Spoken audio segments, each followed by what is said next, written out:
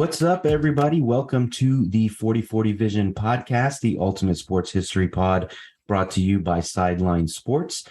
I'm your host, Khaled Abdallah, and with me again today is my co-host and member of Fantasy Pros, Salman Huck. What's up, man? How you doing? What's going on, man? Not much. So today we are doing a redraft of the 1998 NBA Draft Lottery. So we've done a few of these now, but basically what we'll do is we will go through the top 14 picks, aka the lottery of the 1998 NBA Draft, talk about who was drafted and perhaps who we would have taken instead. So we're going to, of course, both share our picks. So there won't be any snake draft or anything like that. But so we will go ahead and get started with the first pick in the draft. So the first overall pick went to the Los Angeles Clippers, who selected center Michael Olowokandi out of the University of the Pacific. I know you probably don't know where that is, but so Salman, who did you have the Clippers taking first overall? Yeah, I went actually the best player overall here, Dirk Nowitzki, Hall of Fame, future Hall of Famer, played 21 years in the NBA, finals MVP, regular season MVP. So easily hands down the best player in this draft. And he's won the ring. He did it without a big three, really. So he did it against that LeBron teams. He's a 9-time All-Star. So he has so many accolades. He's easily the top scorer in this draft. Things like that. He's just the guy that comes in and really changes things up for the Clippers, who took Olowokandi and didn't make the playoffs until 2006 or something like that. So that's my pick. It's pretty, I think, hands down, Dirk's the best player in this draft. Yeah, not just the best player in this draft, one of the best players in the history of the NBA. You listed a couple of his accolades, but 14-time All-Star, 12-time All-NBA, including 4-time first team Finals MVP in 2011. Obviously, wins that ring. League MVP in 2007, sixth all-time in points in NBA history. And in an era that had Chris Webber, Tim Duncan, Kevin Garnett, LaMarcus Aldridge, a few other guys, he was definitely the best offensive big man out of those guys. And the fact that he goes down in history as perhaps the best European player of all time to play in the NBA, and just again one of the best players, period, in NBA history.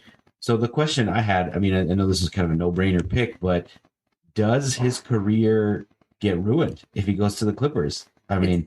It's a possibility. It is a possibility because Clippers were very poor in player development, and it's possible. Maybe they do mess up Dirk Nowitzki, but it just seems like Dirk would have figured it out regardless. Like he would have been been the same guy. He would have been one of the best shooters and scorers in NBA history, and maybe he even carries the Clippers to a championship. I don't know about that last part, but maybe. I said maybe. I think what does probably happen is he plays there for a few years, gets sick of it just like everybody else, and goes somewhere else, and then becomes the Dirk that we know and love. I think that's the main difference is like you said, the Clippers don't do player development. They don't really pay guys. Donald Sterling was one of the worst people to ever own an NBA franchise or sports franchise, period. So I don't think they ruined him, but I think they set him back a few years for sure. For sure. Okay. So with the second overall pick, the then Vancouver Grizzlies selected point guard Mike Bibby out of Arizona. So I had the Grizzlies taking Paul Pierce. So Vancouver, expansion franchise, not one with a lengthy history. And I think they take a guy who is pretty clearly the second best player in this draft. I know he's become a bit of a punchline at this point because of the silly things he said on ESPN, getting fired from ESPN for smoking weed on IG Live with strippers. Just a weird guy in general, and he's become kind of a cornball. But he was really good. He was really good when he played. He's 16th all-time in points. I believe he's 3 or 4-time All-NBA. Never been first team, but you can't really blame him because he's a front court player in, again, an era with Dirk and Tim Duncan and Kevin Garnett, et cetera, et cetera, et cetera. But yeah, just one of the all-time Celtics players. I wouldn't put him like all-time, NBA player. I think he's top 70. Was he on that top 75 Yeah, list? he's in that top 75 list. Yeah, so there you go. Easy pick. He jumps up from 10th overall to 2nd overall, and I think he transforms this Vancouver franchise. That was also my pick as well, Paul Pierce, and you listed all his accolades. Yeah, he was kind of weird, man. Before KG and those guys showed up, do you remember he got like stabbed outside some All Star game, like after some All He Star was game in stabbed in Vegas? a club. In Vegas, right? Was it an All Star game? I can't remember. He was I think it stabbed was outside in of a club. Boston, man. Was it in Boston? I think it was in Vegas. I thought he was stabbed in after the All Star game in Vegas, something like that, something weird. But it was by Benzino and his crew. that's a flashback name for you right there. For sure. Yeah. So I mean, yeah, but as you said, he became one of the all-time Celtics and one of the top 75 players in the NBA. So there you go. So the resume is unimpeachable, even if maybe his personality is not. Okay. So with the 3rd overall pick, the Denver Nuggets select center forward Rafe LaFrentz out of Kansas. So just a side note on him, I always thought he was a foreign player growing up just because of his name. But who did you have the Nuggets picking here? Yeah, I thought the same about him. I was like, oh, he's actually not. He went to Kansas. So I went Vince Carter here, clearly the 3rd best player here. I'm going to say he's a Hall of Famer. Maybe you disagree with that, but I think he is a Hall of Famer. He's an 8-time All-Star, 2-time All-NBA. And, the Nuggets, they needed any kind of wing depth that they could get at this time. They're a pretty terrible team. If you look at their roster, most people would not recognize half those names on that roster. So, I think Carter would have done the same thing that he did for Toronto. He would have put the Nuggets on the map, and, he would have been easily one of the most exciting players to watch in those 2000s. And really would have just made the Nuggets a household name. Another no-brainer pick. We're 3 for 3 here. What is really interesting about Vince Carter is that I think he's just as talented as some of the best players of all time. I think he matches up talent-wise, again, with Kobe and other, 2 guards and small forwards that were incredible. He just never really had the mentality or the killer instinct to be an all-time great. But despite all that, I mean, his talent and stuff that carried him pretty far. I think he made a couple finals trips with the Nets. He's 19th all-time in points scored in NBA history. And that's nothing to sneeze at. Incredible pop culture guy, with the dunking over Frederick Weiss and winning all those dunk contests. So like you said, he would have put the Nuggets on the map. He would have put any franchise on the map. He would have made it cool to be a Nuggets fan. I mean, he is the reason I think that the Raptors are still in Toronto, because he put them on the map. I mean, he made them relevant in a major way. And I think that's hard to quantify in terms of statistics and stuff like that. But I mean, you can quantify it in terms of the bank account, in terms of ticket sales and jersey sales and things like that. So yeah, a clear, a guy who may have not fulfilled his total potential, but I think he still played in the NBA for 20 years. And he had that like late era, kind of Udonis Haslem type career at the end, where he was like that old man, the old veteran. I think he played for Sacramento, Atlanta. He was just like that mentor, that leadership guy. And I never would have thought that would have been the way that he ended his career. I really was hoping he would join the Warriors there and get a ring, and then we'd be like, all right, Vince Carter has a ring, and he retired a Warrior and all that good stuff. But I think there was some buzz about him. There was buzz. There was like buzz, a buyout candidate or something for his last last year, and he was, I think he would have still been a contributor at that. Absolutely, yeah. So, okay. So with the 4th overall pick, so this is where things get a little complicated. So I should have said this probably before the podcast, but what we do here is, with the NBA, they do not let you trade picks straight up. So you have to make the pick and then trade the player in exchange for another player that a team agrees to draft for you. Hopefully you should know that.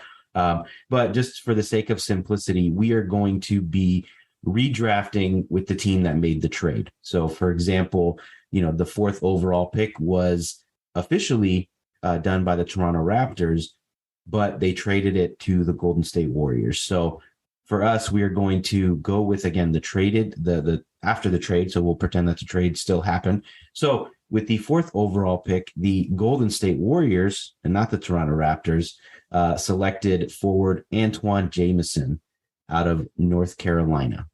So I had them actually sticking with this pick. He was an interesting player. We talked about this in our Warriors what ifs, where we wish that they took Vince Carter instead of Antoine Jamison. But in this world, Vince Carter is off the board. And Jamison was an interesting guy. I mean, I think he just deserved better from the Warriors. They were just not a very good franchise at this time. He didn't do much there. He put up a lot of points, but he had a better second half of his career with Washington and Dallas. And I think he played for the Lakers and the Cavs. He was a 2-time All-Star. And basically for almost 10 years, he was a 20 points per game scorer almost. Career averages 18, 7, and 2. So again, nothing to sneeze at, with a couple years at the end where he didn't do much at all, just as a veteran guy. And he is 49th all time in NBA history. He has 20,000 points scored in his career. So who did you have the Warriors taking 4th? We are 4 for 4 here. I also had him keeping Antoine Jamison with Vince Carter off the board. Obviously, they made this trade. They had taken with Vince Carter and then traded for Jamison. But he was definitely one of my favorite Warriors growing up. So I always liked him. He was a scorer. He was just the only guy on the team at those times. That later on you got Gilbert and these guys coming, but Jamison was just tolling in Warriors hell by himself for a while. But obviously he was the 4th best player in this draft to me.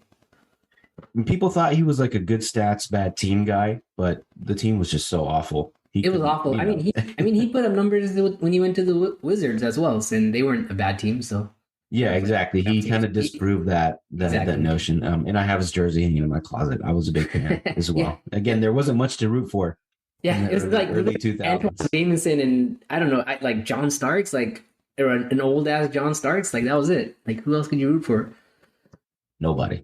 Exactly. All right. So with the 5th overall pick, the Toronto Raptors drafted a small forward / shooting guard, Vince Carter, also out of North Carolina. So who did you have the Raptors picking here, since he's, of course, off the board?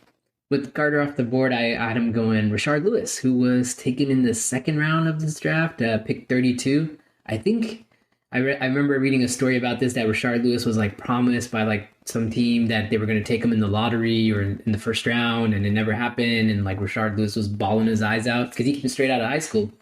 But Lewis was a good player, man. He's a 2-time All-Star, 1-time NBA champion, though he rolled LeBron's coattails for that one, but he got it. He played 16 years in the league, averaged about 14.5 per game.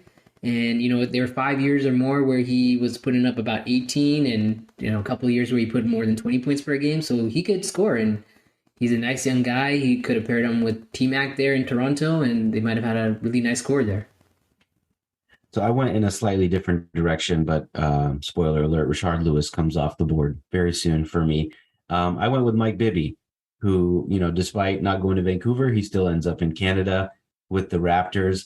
He's a guy that was good for a long time, but I wouldn't necessarily say he was ever great, maybe a couple seasons. But he was the leader of some of those really good Sacramento teams that may have won a ring if it wasn't for Tim Donaghy. So if you remember that era with Chris Webber, Peja Stojakovic, Vlade Divac. So he was on some really good teams, and he was one of the best players on those really good teams. So he ends up on the Raptors here. Yeah, as you mentioned, they already had Tracy McGrady. You could have had some nice 2-man game with him and T-Mac. Maybe they don't trade T-Mac because, they have a good pairing. And of course, they don't get Vince Carter in this universe. So there's no sort of positional redundancy. He's one of the best college players of all time. And I wouldn't necessarily say his career was a disappointment, but, maybe he fell a little bit short of the expectations, of course, of being a 2nd overall pick, but he still played for a long time. And that's, a lot. That's you can't ask for much more than that, from a guy like that. So yeah, I'm not mad at that pick. Mike Bibby, yeah, like he wasn't probably shouldn't have been the number two guy in this draft, but somewhere in the top 10, definitely, maybe top five. So, and I can see the logic behind taking Bibby there. yep. So he's top five for me. So with the sixth overall pick, the Dallas Mavericks, who traded this pick to the Milwaukee Bucks. So the Milwaukee Bucks selected forward center Robert Tractor Trailer out of Michigan. So this was a tough pick, man. I mean, they obviously traded this pick to they swapped this pick essentially with Dallas for Dirk Nowitzki, so they get Robert Trailer instead of one of the greatest players of all time. So I had them making up for it a little bit by picking Rashard Lewis. So everything that he said, he was, a really good scorer. He was, easily a 20 points per game guy for a long time in his career, about 10 years almost. Because he was straight out of high school, it did take him a little bit of time to get started. This was still, I wouldn't say it was new to the NBA, but it wasn't that full on, straight out of high school type era. He was a vital piece to that Magic team that made the finals in 2009, I believe. And you did mention that he rode LeBron's coattails to that championship. He played primarily power forward with the Magic after playing small forward with Seattle, so he could do a little bit of the same. And he probably would have played power forward because they had Ray Allen at the 2 guard and Glenn Robinson at the 3. And I think he would have been a really good addition, because of his size, his versatility to an already good Milwaukee team. Yeah, I like that pick. I like that pick. If Rashard Lewis was on my board, he definitely would have been the pick here. Would have made a nice pairing with Ray Allen and Glenn Robinson there at that time. So, but for me, he's off the board. I actually went. I don't know if you're gonna like this. I went Brad Miller. So, but the Bucks really needed a center. I know Mike Bibby was here on the board, but I think the Bucks had like Sam Cassell, and they had some point guards on the roster. So like Terrell Brendan, those type of guys, I think were already there. So I didn't give him Mike Bibby because I was like, oh, they're a little deep there. But man, their centers were horrendous. So Brad Miller was undrafted. He's a two-time All-Star, played 14 years in the league, was a decent offensive player, decent rebounder. He, finished with career averages of 11 and 7 rebounds per game. So he would have been a decent player for the Bucks, giving him an offensive guy to kind of work out of the post. And, he actually really flourished when he was on the Kings and the Bulls. So he was a pretty solid player, not great, but solid. So that's what I had in Milwaukee going here. I have him on my top 10 as well. But yeah, so pick makes sense. Instead of Tractor Trailer, who had some weight issues and other stuff like that, they get a very productive player in Brad Miller, who, as you said, went undrafted. So nice jump for him for sure. Okay, so with the 7th overall pick, the Sacramento Kings selected point guard Jason White Chocolate Williams, out of Florida. So who did you have the Kings picking here?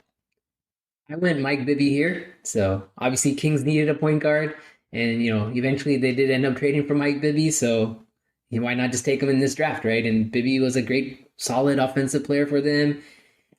He was King for about 7 years, and I think he averaged close to about 7. He averaged 17.6 points per game for the Kings during his tenure there. And you could have even made a case that maybe at some point he should have been at least a 1-time or a 2-time All-Star there when he was playing with the Kings, but it never happened for him because point guard was super deep in the West. But yeah, I would like everything you said about him. Really solid player, key contributor to that team, and it just makes a lot of sense with the Kings needing a point guard. So I'll continue with the theme of future Kings ending up on this team a little bit early. But they traded Jason Williams for Mike Bibby. So that's important to know. They did. So, they did. Funny little coincidence there. But yeah, Brad Miller is my pick. A solid guy. They had a really good team at this point, or they were building a really good team at this point, with Chris Webber, Vlade Divac, eventually with Mike Bibby. And I think he would have been a great third big on this team for everything that you talked about. I mean, he was not very flashy, but he was a good passer out of the post, very similar to Vlade. He was a solid scorer at times. He's a very efficient player, and I think he just fits the mold as a player that can do whatever you want him to do as a big man. So, again, a big jump for him to go from undrafted to at least in my draft, 7th overall and 6th overall for you. So, great pick. I considered a few other guys here just because I thought it might be a little bit redundant with Weber and Divac, but I think yeah. That would be my only thing. I may not have taken Brad Miller because Claudio Divac's there, Chris Webber's there, but you can't pass up talent. If he's the best talented player on your board, you might as well take him. Yeah, and you still needed size in this era. Absolutely, you did. Considered a couple other guys. All right. So with the 8th overall pick, the Philadelphia 76ers selected shooting guard Larry Hughes out of St. Louis. So I had them going in a little bit of a different direction. I thought about keeping Larry Hughes here, but he hated it in Philly. I think he demanded a trade after a year. So I didn't want to have to go through that again. So I had them picking Al Harrington instead. So Al Harrington originally went 25th overall, but I always liked him. He was a really good scorer, and he was these kind of the prototypical stretch four before that really became a thing. I don't think, they were talking about stretch fours in 1999, but he could always score.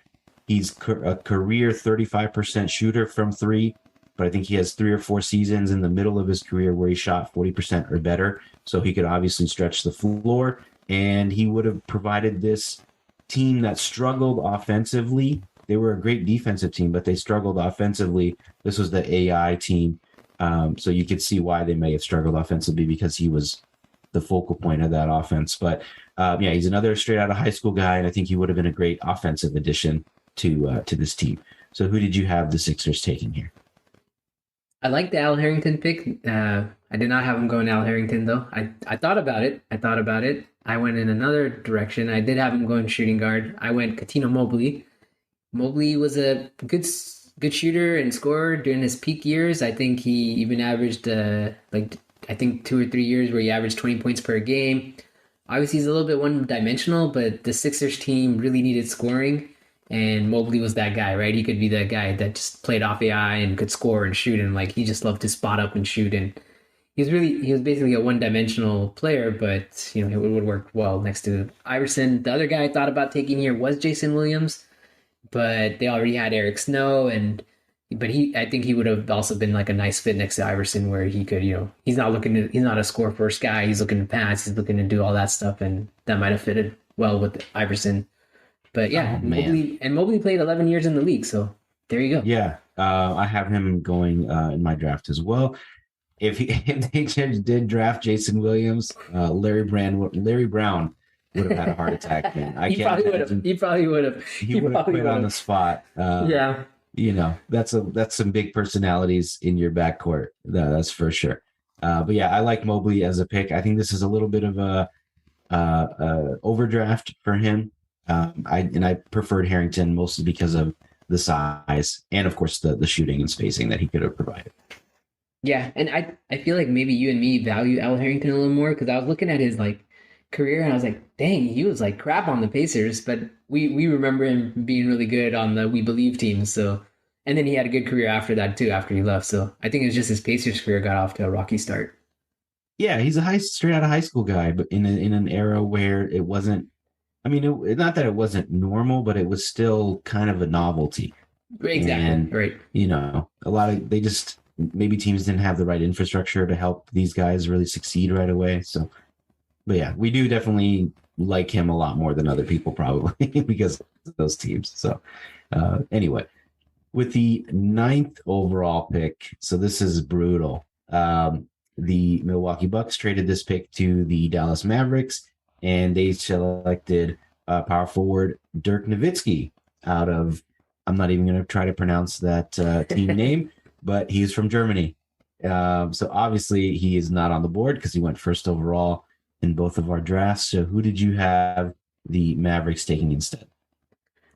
this is where I took Al Harrington. So the Mavericks clearly needed a power forward, and that's the reason why they made that trade for Dirk. They wanted a guy who could shoot, stretch the floor a little bit.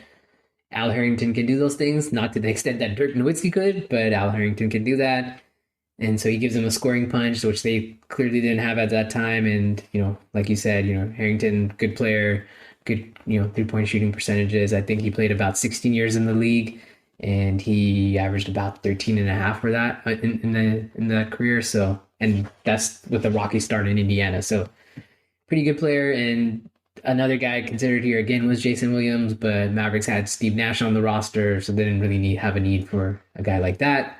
So it made more sense for me to take Al Harrington. I like that pick. I mean, power forward for power forward. A little bit of a drop off in talent. Yeah, just a little bit. Yeah, a little bit. So I talked about potentially taking Larry Hughes with the 8th overall pick. So I'm going to take him with the 9th overall pick instead. So he was a solid offensive player, but I think his main contribution to this team would be defensively. He was first team all defense at one point, I think in 2004, led the league in steals that same year. And I think he would have made a good running mate to Steve Nash, who we know is obviously one of the all-time greats, but was not all that interested in defense. So I liked Hughes a lot. He bounced around a lot in the league. He played for, of course, Philly, the Warriors, Washington, Cleveland.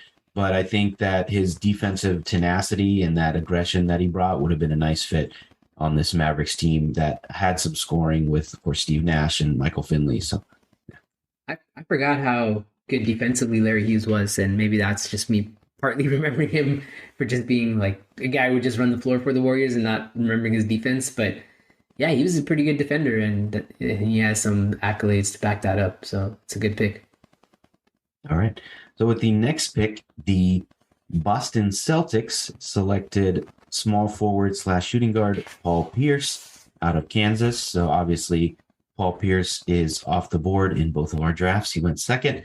So I had them going with Jason White Chocolate Williams. So the primary reason I made this pick, because the Celtics were awful. They were bad for a really long time. They missed the playoffs 6 straight years, and they were actually under 500 for 8 straight years. So this pick, more than anything, is just to make them a more exciting team. Jason Williams is one of the most fun to watch players in the NBA, or was, sorry. And he was, eventually he transformed his career a little bit and was a contributor to that 2005, or was it 06, Miami team that won the title. He wasn't like a huge, scorer or whatever on that team, but he played about, 25, 30 minutes a game for a title team. And that has to mean something. And he's a cult figure, man. I live in Sacramento. I still see people wearing white chocolate jerseys everywhere, even though he only played 2 or 3 years there. And I think he would have had a similar impact in Boston, that we, of course, know they love their white players up in Boston. So I think he would have fit right in. Maybe he's a little different to their style. He's a little more flashy compared to, the conservativeness that they're used to. But yeah, I thought he made sense here for a team that needed some excitement. I also took Jason Williams here and agree with everything you said. They were starting guys like Kenny Anderson.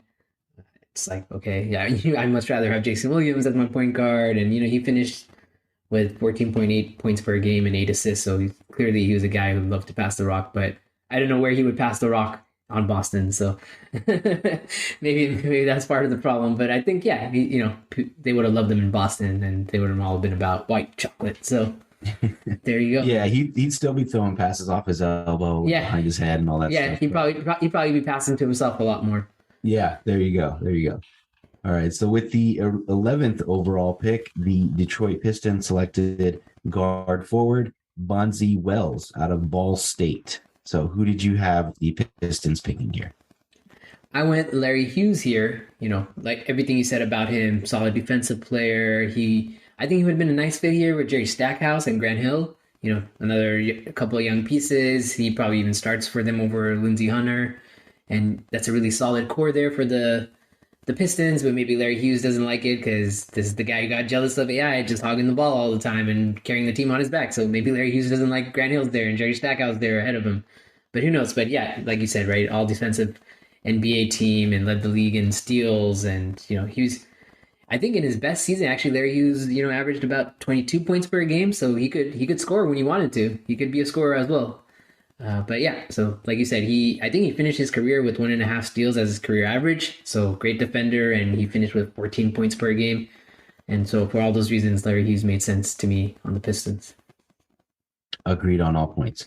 So Larry Hughes is off my board. So I went with, I think you might laugh at this pick, but I went with Ricky Davis. Yeah, you did laugh at this pick. So I know he was a knucklehead.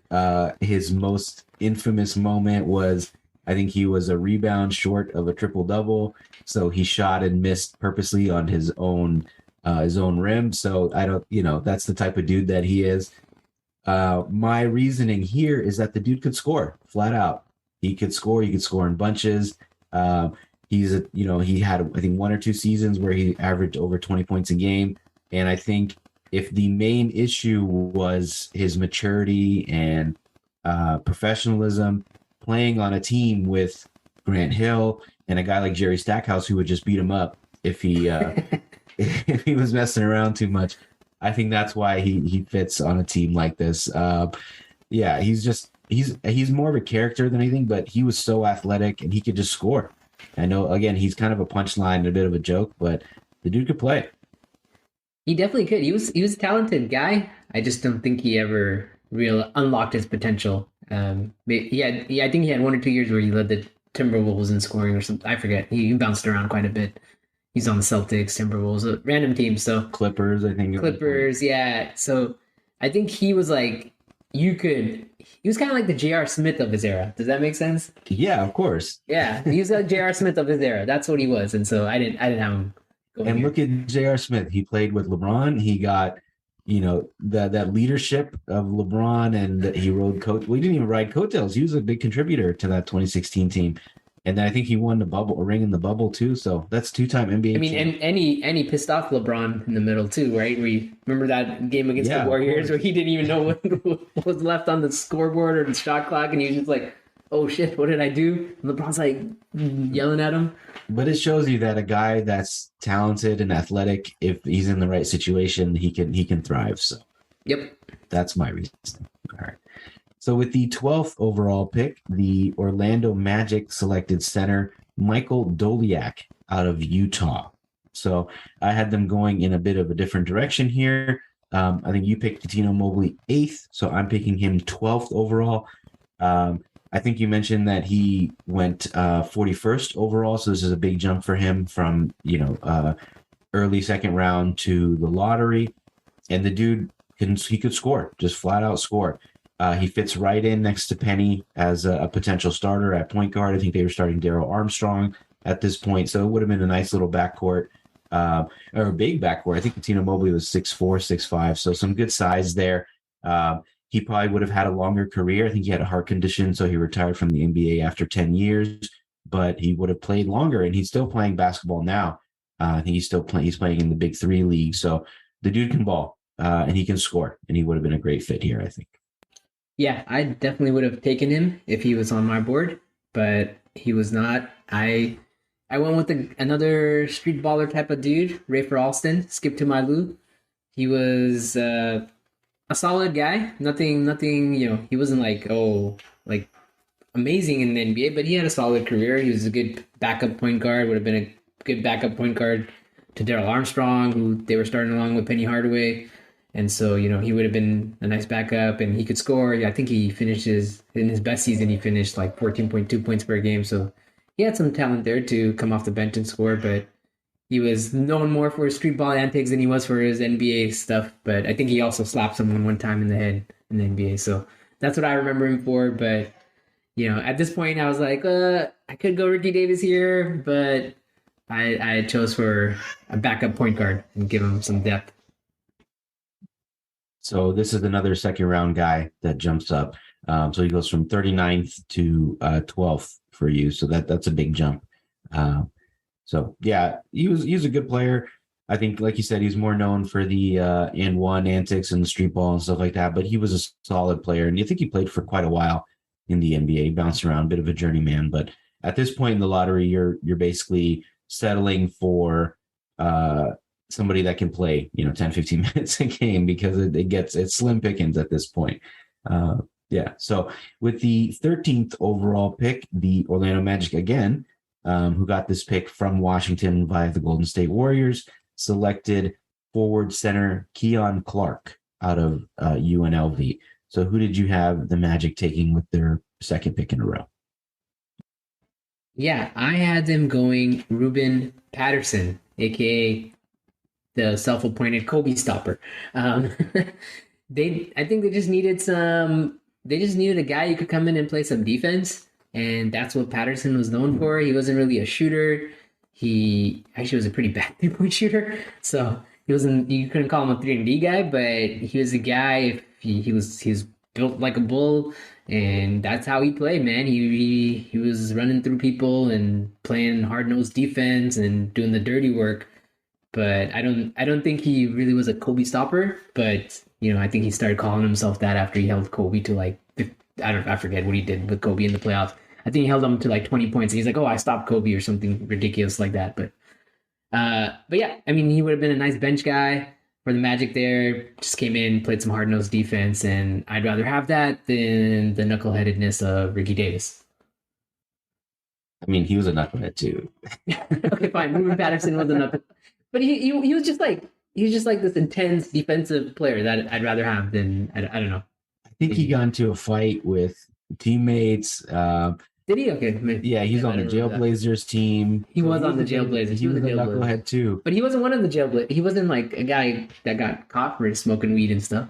Was he? I think he got arrested for something. Did he? Okay, never mind. Never mind. All of that I said about Ricky Davis, never mind. Forget that. But I'd rather just take his defense than the offense. Okay, I got you. Plenty of offense. That's totally fair. So I picked, this is kind of a boring pick, but I picked a guy that went to the Magic 2 picks later, so 15th overall, and that's Matt Harpring.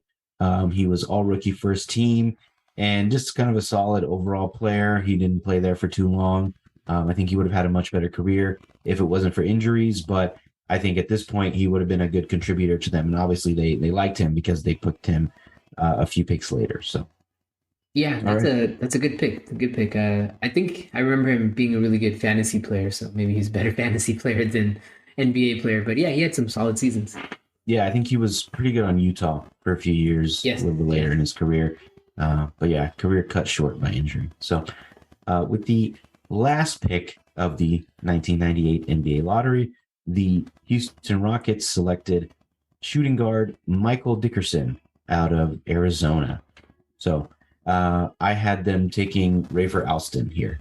So this was the last year of the Hakeem, Scottie Pippen, Charles Barkley teams. And they tanked pretty quickly after that. They ended up trading for Steve Francis. They made a backcourt with him and Cuttino Mobley. But instead of Cuttino Mobley, basically, I paired up Rafer Alston with Steve Francis. I think that's a bit of a smallish backcourt, but again, we're talking about slim pickings here, so maybe it makes sense. I did consider a couple of the bigs that were left over, Rafe LaFrance and Rasha Nesterovic, a couple of guys, but I liked Rafer Alston's upside a little bit more, and that's why he sneaks in here as my last pick. So who did you have going 14th? I went Rafe LaFrance. So I can see your argument for Rafer Alston there. They could have used a point guard, but yeah, like they had an aging Hakeem, Charles Barkley, Scottie Pippen. So they could have used some infusion in that front court there. And LaFrance was a decent role player, not worthy of the third overall pick, but he was decent. He had career averages of 10.1 points per game, 6.1 rebounds, as well as a career 36% 3-point shooting. So he could shoot a little bit. He could give you some scoring and give you some rebounding, and that's all you kind of need off the bench there. I did also potentially consider Matt Harpring here. Just thought LaFrance might have been a little bit better of a fit there with the Rockets. Yeah, I considered Bonzi Wells as well, but I think he had some the same issues that Ruben Patterson did on the Jailblazers team. That I remember. I remember Bonzi Wells getting like arrested every other year. Yeah. But I like your pick. It makes sense. Upside guy as well. Maybe he becomes something else when he's, less expectations, which we've seen a few And times. mentored by Hakeem. So maybe Hakeem gives him some tips to help his career. Well, there you go. All right, so that's it for the 14 picks of the NBA lottery. Did you have any honorable mentions that you wanted to discuss? Yes. I had Ricky Davis. Like, yeah, you had him going in your lottery. He was an honorable mention. He's a pretty talented guy. Matt Harping was another one. Rasho Nesterovic. He was an interesting big. He could have potentially made the lottery here. Bonzi Wells, knucklehead, but he had some shooting and defense that he could have brought to the table. And then last guy, who's I think he was a pretty solid guy too, but again injuries derailed his career. Nazir Mohammed.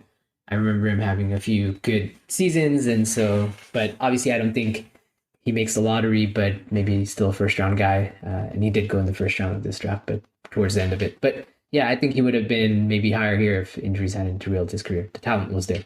Mm-hmm. Yeah, I had a lot of the same guys. I think Nazir Mohammed played like 18 years.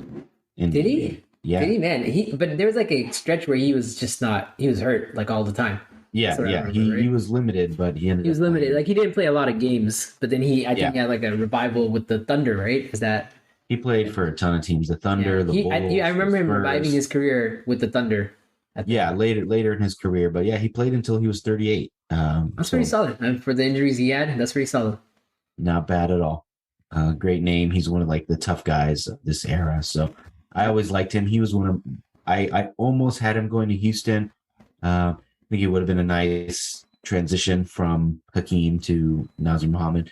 Yeah, there you go. And the Muslim Brotherhood, Hakeem would have given you more knowledge there, right? The Muslim connection, but definitely a drop off in talent. So, all right, that's it for honorable mentions. So, another segment we do is we go through the guys that did not survive the redraft. So, we will start with of course, the number one pick, the Candyman, Michael Olowokandi, who went first overall.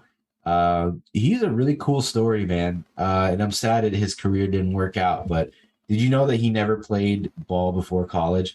He basically opened up a book of U.S. colleges, pointed at University of the Pacific and said, you know what? I want to go there. I think he grew up in the UK. He was born in Nigeria, but grew up in the UK. And he called the school and he said, I want to play for your basketball team. Or he called the coach, and the coach thought it was a joke. And then I guess they talked about like, okay, why do you want to play basketball? How tall are you? And then when the coach found out that he was 7'1", he was like, okay, yeah, come through. But he wasn't on a scholarship for the first 2 years. I think he had to pay full tuition. Oh, wow. Or I think the first year perhaps, but he never played basketball before college. Yeah. I knew he never played basketball, but it's interesting that he chose, of all the schools, the University of the Pacific. But I guess it worked out for him. I think there was some unrealistic expectations with him. Everyone's like, oh, he's this 7'1", 7'2" guy, out of Nigerian guy. Oh, look, he's Hakeem Olajuwon built, and I think that's what got him the hype there to number one. And people are like, oh, he's going to be the next Hakeem. And unfortunately, when you see a guy built like Hakeem, everyone wants to make him the next Hakeem. I think the same thing happened to Hashim Thabit a few, multiple years down the road. And so I think that's really what derailed him, right? Living up to the hype of the number one and these expectations that he's going to be Hakeem. And I think he, at the end of the day, had a decent career, but maybe he's like a late first round pick and not, the first pick of this draft. And I think one of the other things that really derailed his career was just the fact that he played for the Clippers. Yeah, absolutely. The Clippers like, oh, let's take this raw guy. Oh, but we don't have any player development, so he's probably just going to stay raw. Exactly. This is a notoriously cheap owner who probably didn't have any player development staff or anything like that. And they said, let's take the raw prospect. And yeah, I think if he got picked by another team with fewer expectations, because he had the physical tools, and like you said, he still ended up having a decent career, but he had a lot of conflicts with ownership, of course, about payment and contracts and all that stuff. So Yeah, I mean, his ideal team probably was the Rockets. To learn Yeah, under there you go. So, So the next guy didn't make it to my redraft. Made it to yours. Was Rayful France. Basically, a decent player, had a solid career. Was an honorable mention guy for me. Just not worthy of the third overall pick. And the next guy, who was not on either of our drafts, was the sixth overall pick. Again, Robert Tractor Trailer. Good player. Just I think he battled weight issues, and he just wasn't athletic enough to play for a long time. I think he only played for 6 or 7 years in the NBA. Yeah, and I think he had some sort of heart condition, even maybe if I'm remembering it correctly. But yeah, he just was overweight, couldn't really play, and just didn't fit in the NBA. But I thought maybe I'm wrong, but I thought he had some heart condition as well after that. I don't recall, but I do remember he did deal with a lot of weight issues. Okay, the next guy is Michael. I'm sorry, not Michael Doliak. Is Bonzi Wells, who went 11th overall, so he wasn't on either of our redrafts. So I think we covered it. Basically, he had some character issues, but he was still really talented and could have made it into the redraft. Yeah, 100%. I mean, he was talented, just maybe the biggest knucklehead in this draft. But maybe I guess Ruben Patterson has. There's some competition, man. Ricky Davis, Ruben Patterson. I want to say all three of them were teammates at one point somewhere. Maybe I'm gonna have to look this up later, but I think so. 2 out of 3 for sure. Definitely 2 out of 3 for sure. Yeah. So the next guy that didn't make it was Michael Doliak, NBA All Rookie second team. Just wasn't that good. Just a career backup, and that's fine. Yep. Yeah. I mean, he was basically a poor man Sean Bradley, which is not saying much given how poor Sean Bradley was. Yeah, I think he ended up winning a ring in 2006 with the Heat as well, again, as a backup. So good for him. Yeah. Next guy is Keon Clark from UNLV. Basically, personal problems derailed this guy's career. Eventually came out after the fact, or I think he got into some legal trouble after his career, and he basically admitted that he'd never played a game sober in the NBA. I remember. And was drinking, according to Wikipedia, it was a half a pint of gin daily during his professional career. So I mean, there's some guys in the NBA that can play drunk and play well. But Keon Clark was not one of them. But I think Ron Artest used to have a shot of Hennessy before. Yeah, I remember Andre Iguodala in his book told a story about how some dude came up to him before a game and was like, "I'm gonna drop 50 on your ass" or something like that, and the guy actually did it, and he was drunk. So, hey man, it loosens him up. So whatever. Yep.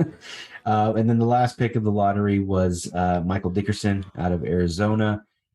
He was good. He ended up being traded in that Steve Francis trade. I think he averaged 18 and 16 points per game when he was on Vancouver his second and third year. But injuries just cut his career short. So maybe if he stays healthy, he does survive this redraft. Yeah. I remember him being a baller, but just not being a baller for too long. So he had 2 years or so where he was really good in Vancouver. But I mean, then again, he was the only guy in Vancouver that could score outside of Sharif Abdur-Rahim, maybe. So there you go. But yeah, injuries, it happens, right? You'll see that anywhere. Injuries take extremely talented guys out of the game. All the time, unfortunately. This was an interesting draft. I mean, it's not that often that you have, probably 3 Hall of Famers in one draft. So that's notable. Of course, Dirk Nowitzki head and shoulders above the rest, but Paul Pierce makes a decent case. He's a surefire Hall of Famer, one of the all-time great Boston Celtics. So there's some good value. And then after that, it does take a pretty steep drop off, but there's a lot of guys that were really good role players for a long time. No other superstars, nothing even close to a star after Vince Carter and those guys. I guess Antoine Jameson. Yeah, I would say Antoine and Rashard Lewis are the next tier of stars, but not superstars. Yeah, definitely not household names, but guys that contributed to good teams. Rashard Lewis especially contributed to a finals team, that team was incredibly stacked. But yeah, that is it for the 1998 NBA Redraft. Thanks again for joining us. Please make sure to follow, like, and subscribe the 4040 Vision podcast. everywhere on social media. And you can find us on Facebook at the 4040 Vision Podcast, on Instagram and Twitter at 4040 Vision Pod. And of course, on Spotify, Apple, Stitcher, Overcast, anywhere you can find podcasts, you can find the 4040 Vision Podcast. So thank you so much. Appreciate you doing this with me. And thank you to all the listeners for tuning in. Peace out, y'all.